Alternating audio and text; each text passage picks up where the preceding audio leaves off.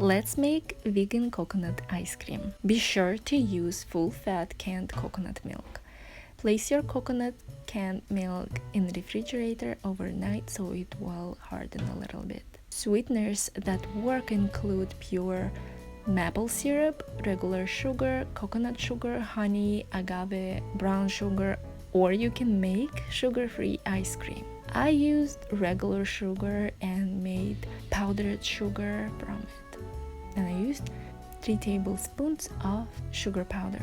If you have an ice cream maker, simply transfer your ingredients to your ice cream maker and churn according to manufacturer's directions. If you don't have an ice cream maker like me, and blend it in a mixer, or use a high-speed blender such as Vitamix.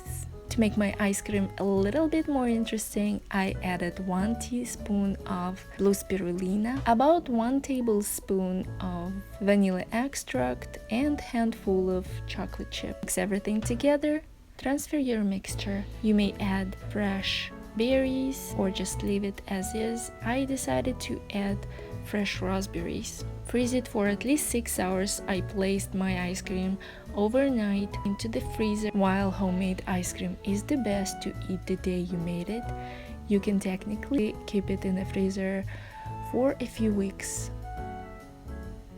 Hope you like this recipe. It's super easy and delicious. Thank you so much for watching and enjoy.